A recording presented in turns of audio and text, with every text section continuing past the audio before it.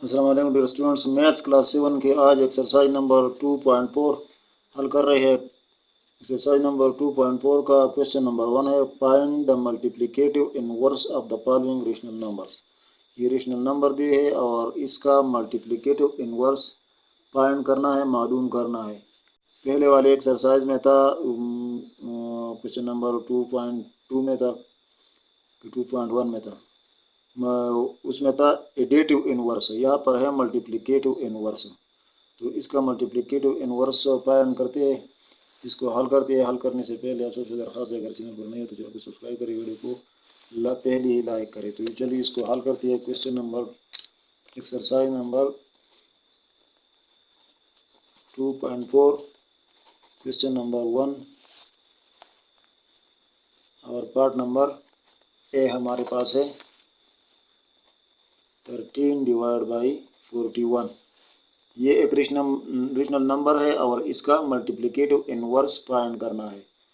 तो multiplicative inverse वो होगा इसका, इस रेशनल नंबर का वो नंबर मल्टीप्लिकेटिव इनवर्स होगा जो हम इसके साथ मल्टीप्लाई करें और इससे जवाब आ जाए हमारे पास 1। तो जनरली ये मालूम है कि इसका मल्टीप्लिकेटिव, फॉर एग्जांपल ये हमारे पास 13/41 है, 41। तो इसका मल्टीप्लिकेटिव इनवर्स जब हमसे एक आंसर हमें चाहिए, तो जब हम इसको 41/13 इसमें मल्टीप्लाई करें तो इससे हमारे पास एक जवाब आएगा।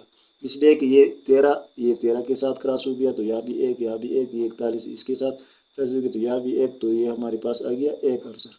तो इसका जो अपोजिट रेशनल नंबर होगा, ये 13/41 है, तो 41/13 जो है इसका मल्टीप्लिकेटिव इनवर्स होगा।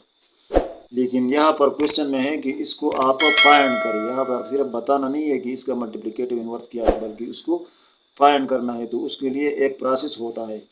तो प्रोसेस हमारे पास, फॉर एग्जांपल हम इसको हल करते हैं 13/41। फॉर एग्जांपल हमारे पास इसका मल्टीप्लिकेटिव इनवर्स ना मालूम है, तो उस ना मालूम की जगह पर हम इसको करते हैं मल्टीप्लाई एक्स और इज इक्वल टू 1 होना चाहिए, 1 इसका आंसर होना चाहिए। अब ये हमारे पास x आ गया उस नामालूम नंबर का की जगह पर जो हमारे पास यहाँ पर होना चाहिए, ताकि हम उसको मल्टीप्लाई करें इसके साथ और उससे एक आंसर आ जाए। तो वो तो हमारे पास मालूम नहीं है। तो इसका तरीका ये है, इसके दो तरीके हैं। एक तरीका तो ये है कि हम इसको, यहाँ पर ये मल्टीप्लिकेशन है तो हम इसको डिवीजन में ले लें दोनों साइड पर, इक्वेशन की दोनों साइड पर। मिसाल के तौर पर हम इसको लिखते हैं 13/41 मल्टीप्लाई एक्स, इसको हम ब्रैकेट के अंदर लेते हैं और यहाँ पर लेते हैं इज इक्वल टू 1। और अब हम इसको क्या करेंगे, 41/13 के साथ इसको हम डिवाइड करेंगे। तो हम इसको क्या करेंगे, 41/13 के साथ हम इसको डिवाइड करेंगे दोनों साइडों पर।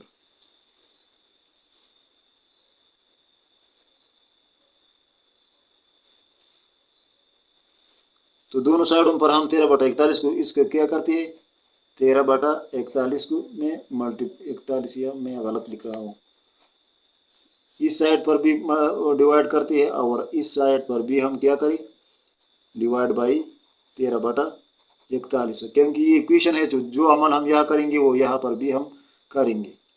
तो अब क्या करें, ये डिवीजन है, तो इस डिवीजन को मल्टीप्लिकेशन में कन्वर्ट करने के लिए, इसको ख़त्म करने के लिए हम क्या करेंगे, हम करेंगे 41/13 मल्टीप्लाई 13/41 और ये मल्टीप्लाई एक्स अपनी जगह पर। ये हम इसलिए करते हैं, यहाँ पर 13/41 हमने डिवीजन में इसलिए लिया कि ताकि ये इसके साथ क्रॉस हो जाए और ये एक्स अकेला रह जाए। तो हमने इस तरीके पर लिखा और यहाँ पर भी हम इसको क्या करेंगे, यहाँ पर भी हम इस डिवीजन को मल्टीप्लिकेशन में कन्वर्ट करेंगे। तो हम इसको उल्टा करके 41/13 लिखेंगे। तो ये हमारे पास 41/13 आ गया। अब इसको देखिए, यहाँ पर हम एक दूसरे के साथ क्रॉस हो गया, ये 41 इसी के साथ और ये 13 इसके साथ, यहाँ पर एक्स अकेला रह गया। तो एक्स हमारे पास आ गया, इसको मल्टीप्लाई करिए इसके साथ, तो ये हमारे पास आ गया 41/13। तो ये हमारे पास एक्स की जगह पर जो यहाँ पर हमने लिया था एक्स, उस एक्स का कीमत हमारे पास क्या गया 41/13। और ये हमें ऐसा भी मालूम था कि ये इसका उल्टा जो हम लेंगे तो इसका मल्टीप्लिकेटिव इन्वर्स होगा। तो ये एक तरीक़ा हो गया। दूसरा तरीक़ा इसका ये है, दूसरा तरीक़ा ये है कि हम लेते हैं 13/41 मल्टीप्लाई x और इज इक्वल टू 1, ये होना चाहिए। अब यहाँ पर ये x जो है हम इसको अकेला करते हैं ताकि ये अकेला रह जाए, और ये इनसे हम यहाँ से हटाते हैं। तो हम ये इनसे जब यहाँ से हटाएंगे तो x बराबर आएंगे 1, और ये यहाँ से जब हम हटाएंगे और इस इक्वेशन की इस साइड पर लाएंगे तो ये कन्वर्ट हो जाएगा तकसीम में, और तकसीम 13/41 में।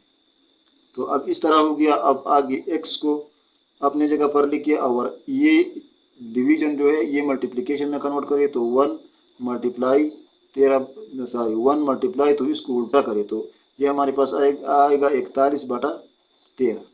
तो फिर वही जवाब आ गया कि x इज इक्वल टू 41/13। लेकिन ये वाला तरीक़ा जो है ये थोड़ा सा आसान है और ये ऊपर वाला थोड़ा सा कॉम्प्लिकेटिव है।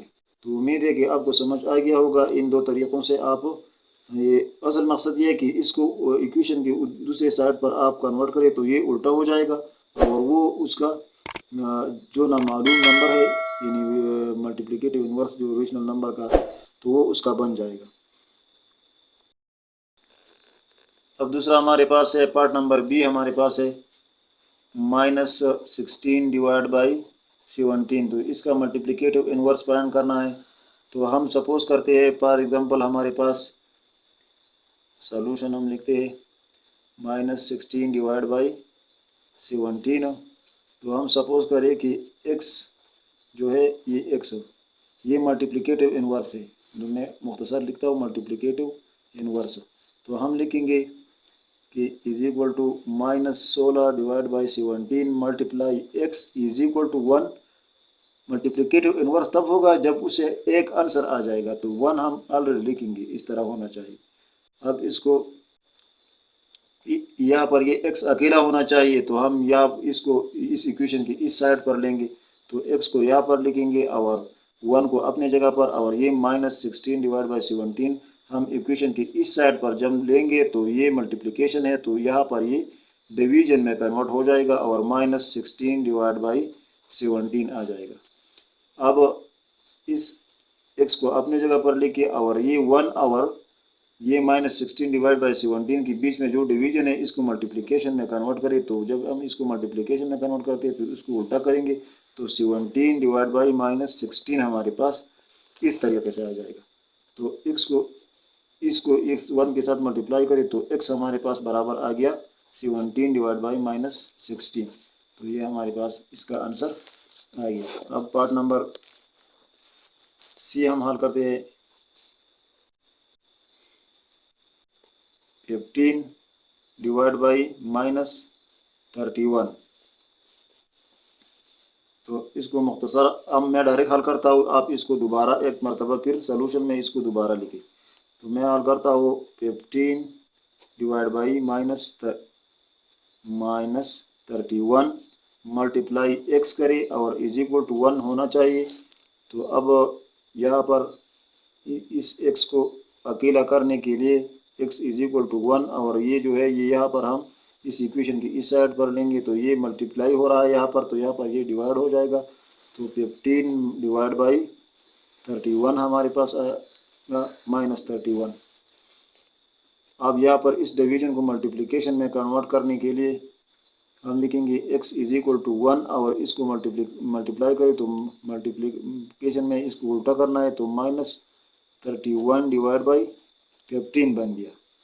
तो अब x का आखिरी, अब इसको 1 के साथ मल्टीप्लाई करें तो ये इसी तरीके से आता है -31 डिवाइड बाई 15।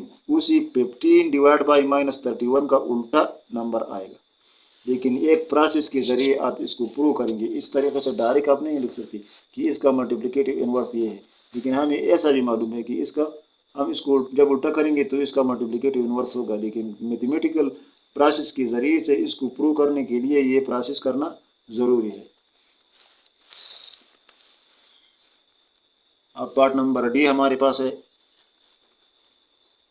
-5 divide by -33। तो सॉल्यूशन में लिखते हैं -5 डिवाइड बाई 33 प्लस करें कि x हमारे पास वो, या x की जगह जो भी आप लिख सकती है, ABC XYZ जो आप लिखना चाहिए। मैं y लिखता हूँ फॉर एग्जांपल, वो y है इज इक्वल टू 1 होना चाहिए। यहाँ पर मैंने y लिखा, इसमें कोई बात नहीं है। तो अब ये नामालूम वो मल्टीप्लिकेटिव इनवर्स की जगह पर हमने लिया। तो अब इसको अकेला करने के लिए कि ताकि अकेला रह जाए इक्वेशन की इस साइड पर, तो हमने y को लिया और मल्टीप्लाई 1 को लिया और इसको हमने इस साइड पर इक्वेशन की इस साइड पर लिया। तो यहाँ पर ये मल्टीप्लाई हो रहा है, तो यहाँ पर ये डिवाइड हो जाएगा, डिवीजन इसके बीच में आ जाएगा। और -5 डिवाइड बाई -33 इसी तरीके से। अब इस y को, इस 1 को 1 और इसके रेशनल नंबर के बीच में जो डिवीजन है इसको मल्टीप्लिकेशन में कन्वर्ट करना है। तो 1 मल्टीप्लाई और इसको उल्टा करें तो -33 डिवाइड बाई -5। तो अब इसके 1 के साथ मल्टीप्लाई करें तो वही आएगा -33 डिवाइड बाई -5। तो ये हमारे पास हल हो चुका इसका मल्टीप्लिकेटिव इनवर्स। अब पार्ट नंबर ई हमारे पास है। Part number E -97 divide by 101। तो इसको हल करिए -97 डिवाइड बाई 101 और हम लिखेंगे मल्टीप्लाई, फॉर एग्जांपल वो हमारे पास y है तो y हमने लिखा इज इक्वल टू 1 होना चाहिए। उस नामालूम की जगह पर हमने y लिखा। अब उसके y को यहाँ पर अकेला करने के लिए y इज इक्वल टू 1, तो यहाँ पर हम इसको इस साइड पर लिखेंगे तो डिवाइड करेंगे और -97 डिवाइड बाई 101।